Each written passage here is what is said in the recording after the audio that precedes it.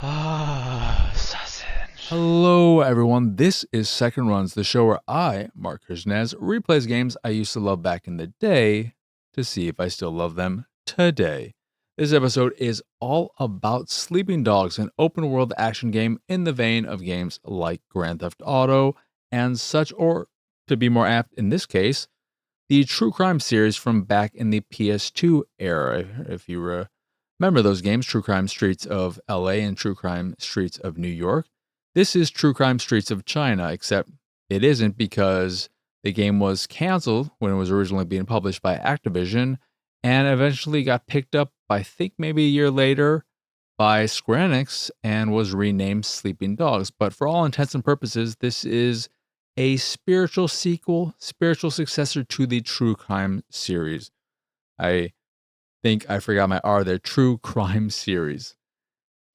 And this is a case of the ideal happening, to not get to the game right away, but just to say, in terms of second runs and all of that jazz, the purpose of this show, which is me revisiting games to hopefully find out I still like them or maybe like them more. It's been a mixed bag in the limited games I've revisited, but Sleeping Dogs is the ideal situation because I like this game. I remember liking it when I first played it, and upon revisiting it, I realized I didn't like it. I loved it. I love this game. I love it so much that it has creeped its way into my top 100 games of all time. And because of the way I played it, it's a little hard to talk about. So, like the True Crime series, which is where this game has a lot of its roots, you are playing an undercover cop who, in this case, is infiltrating the Triad organization to do whatever you're going to do. Find out who's doing bad stuff and whatnot. And I don't really remember the exact details. And part of that is because I got so lost in going after all the collectibles. I fell in love with the game so quick and fast that I immediately wanted to go after all the collectibles, 100% in the game, getting all the achievements, which I did. And it was a bit tedious, a bit annoying in some cases. But I went hours and hours and hours between story missions at times. The largest gap may have been 6-ish hours where I went from one story mission to another. I would either be doing other triad missions, side activities, or just going after all of the health upgrades or going after all of the jade statues, which is what you use to go to the dojo and learn new martial arts moves. I got so lost in just being in the world and collecting everything there was to collect because you get bonuses for them. You get the health upgrades or unlock new abilities and so on and so forth. So there is a reason to go after collectibles. It's not just to see a number tick up, not just to see the number go from 50.5% to 50.7% and so on and so forth. So my memory of the story is so sporadic, and that it's not a problem because the story in Sleeping Dogs is well told and well acted, but it's not particularly original. You've seen this kind of story countless times before in video games, in movies, books, so on and so forth, TV shows. It is a very generic, straightforward, stereotypical undercover cop infiltrates some kind of bad organization, whether it is, in this case, triads, or you could look at something in Japan that would be infiltrating the Yakuza or the mafia, the mob in America, etc. But it is well acted. You have some known voices in it, from the dude who was in the Wolverine and he was the leader of the ninja group, I think is what they were, helping the Silver Samurai and all of them. He was the guy who was the childhood friend of Logan's love interest. And when Logan is huffing and puffing his way to go get her from the castle thing at the end of the movie. He is the guy with all the other ninjas that shoot all the arrows into Logan's back, and then you have that really great shot where it's like, and all these lines of rope are attached to him. That dude plays Wei Chen, the main character, your character. Then one of your fellow officers is played by the actor who played Ryu in the original Street Fighter movie with Jean-Claude Van Damme. Lucy Liu is in it as a side character. And the weirdest one of all, before I get to the weirdest one, you also have Tom Wilkinson doing what he apparently does best, which is play a white guy who seems to be a good white guy in some kind of Asian culture thing, and then turns out to be a real piece of shit and turns out to be the villain the whole time, the real bad guy. He is this, or he is that in this game, Sleeping Dogs, and then he was that in Rush Hour. And maybe he's done that in more things. That could just be a shtick, and I don't know it. But dude's a charm. But the weirdest casting of all, and it's clear that this game came out at the very beginning of her career, is Emma Stone as a throwaway love interest who you interact with twice, I believe.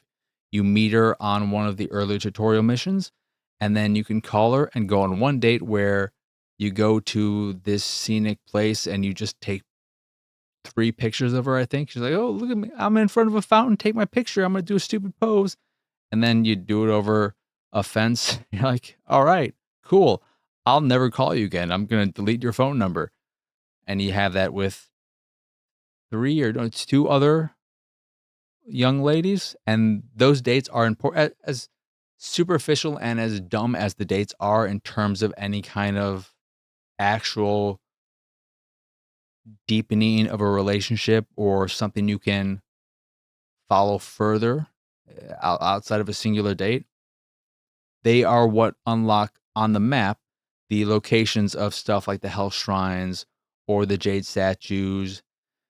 And I forget what the other collectibles were, but I think one of them shows you where security cameras are, maybe.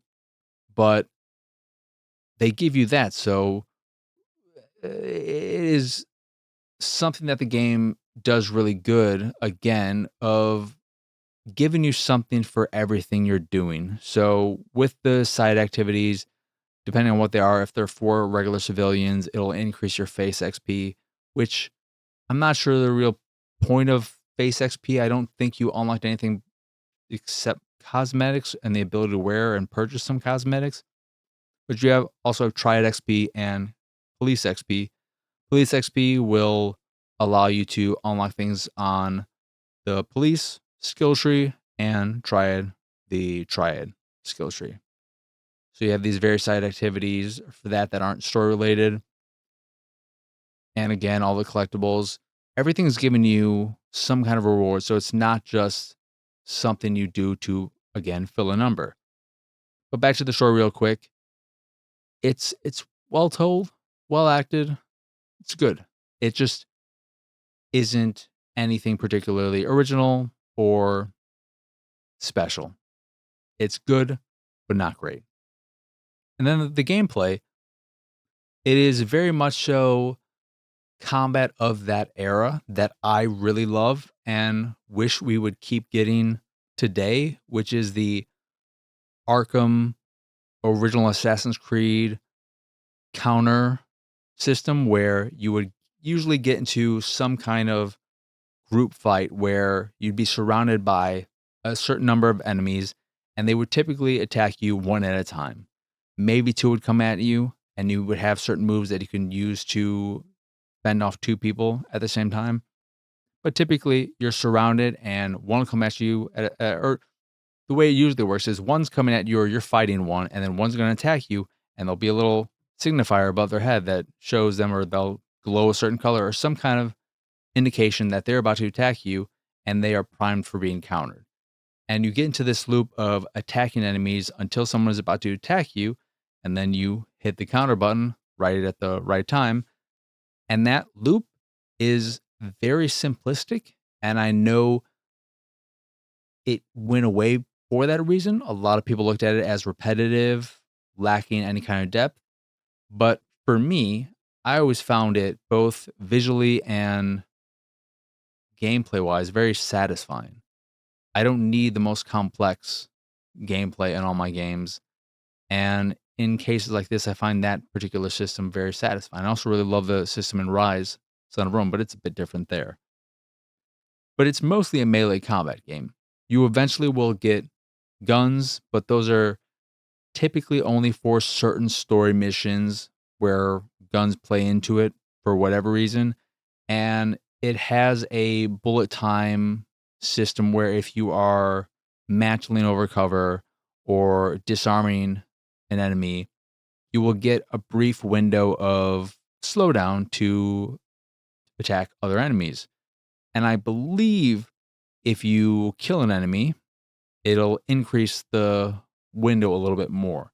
So you can stay in that slowdown window for a decent amount of time, which makes the gunplay feel better because it's not the best feeling gunplay. They know it, and that's why it's very limited. Another rare thing in the case of Sleeping Dogs is that the driving feels really good. That is because I believe some of the developers were, because the studio is no longer with us, were former Need for Speed developers. So having that background with racing games would make sense. It does, and I don't know if it's because of this, but the races that exist in the game are all incredibly easy. The only ones that are somewhat challenging are the motorcycle races. And the only reason why those can be challenging is because if you get knocked off your bike for any reason, a car randomly swerves in front of your bike while you're in the race and you're way ahead of everyone else. If you get knocked off your bike, race over. You're disqualified, have to start over from the beginning. You can't get back on your bike, even if that wouldn't do any harm or much harm to you in the actual race, which is a little annoying, but a minute issue to have with it. Another thing about the game and why I think I love it so much is that while it is this open world, it's not that big. It never feels overwhelming because of that. It feels very manageable to go after all these collectibles, to explore every inch of it and see everything it has to offer. It has, because you can drive around, it is obviously larger than something like a Yakuza game, but it's nowhere near the size of Grand Theft Auto 5 or even I think Grand Theft Auto 3, which is a 2001 game.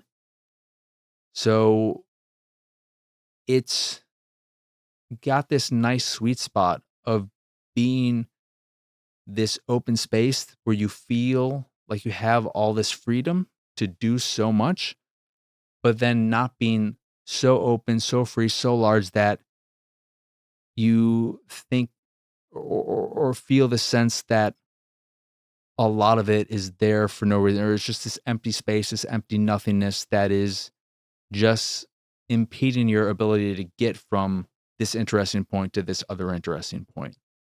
I love the density of the environment. Parkouring is something you do every now and again, which is very simple. It's just going in a direction, and then when you hit something like a jump or something, you just press the button at the right time. And if you don't hit the button at the right time, you'll kind of stumble over it instead of having a smooth parkour. I also played the DLC. There's because it was that time, there's a zombie-ish DLC, but it's more spirit kind of, what am I looking for? Possession-based DLC as opposed to just being pure zombies, but it's the same feel and vibe, but more spiritual in that case, which was okay. And then a DLC where you are back on the force and are dealing with a bomber, which was fine. They're their own thing, but they're packaged in the definitive edition, which is the version I played. But they're their own thing. And then there is an island that is part of the main campaign, the main game, in the sense that it's just there. You go access it while in the main game. It's not its own thing in the main menu. And that is a thing where you are just going through some tournament stuff, doing some fighting, exploring the small island. Again, fine, but I was really invested in the main story, even though I did divert myself from it for many, many hours at times. I was just, I part of why, and this was something that showed me how much I love the game. Part of why I waited so long to finish the game to tackle story missions was because I didn't want the game to end. I was loving it so much, just being in the world, driving in it because it felt good, doing the combat, interacting with characters, and so on and so forth. I just wanted to stay in the world as long as possible, that I avoided the story missions as long as I could until they were all that was left. But I absolutely adore Sleeping Dogs. I think if you are someone who enjoys games like Grand Theft Auto and the like, there's no way you won't enjoy Sleeping Dogs, unless you just really dislike melee combat and prefer to shoot your way through all that stuff. And you can do whatever you want. There's no, I don't believe there's any kind of fail state if you cause too much carnage because you're a cop. There's no, hey, you're an undercover cop, so the fact that you did all this stuff, you failed, restart the mission. There's none of that. You can punch all the random civilians you want, run them over, go run into a woman, pick up her purse, and then throw it at this old dude who's got a cane walking by. You want to do it? Go ahead, have fun. But I love the game and cannot recommend it highly enough.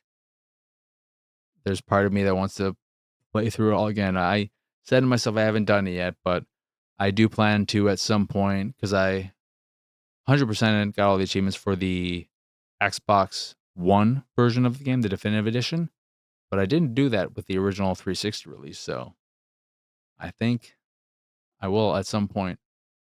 But that is going to do it for this here episode of Second Runs. Once again, I am Marcus Nez. Y'all can find me pretty much everywhere at PX Sausage. If you enjoy this here show or any of the stuff I do and what have you, you can support me and my nonsense over at patreon.com/PXS. There you can get access to not the monthly Q&A, which is what I was about to say, but the sausage dump where I talk about this, that, whatever, as well as a private Discord channel and some fancy Discord roles, or you could just support me to support me if that is your fancy. That is, again, patreon.com/PXS. In addition to the Patreon, you can find links to the site, the YouTube, the Discord, and so much more over at pxsausage.com. That is the letter P, the letter X, sausage.com. That is it. That is all. As always, thank you for watching or listening. I hope you enjoyed this here episode, and I hope you have a wonderful, wonderful rest of your day. But for now, adios, arrivederci. Bye.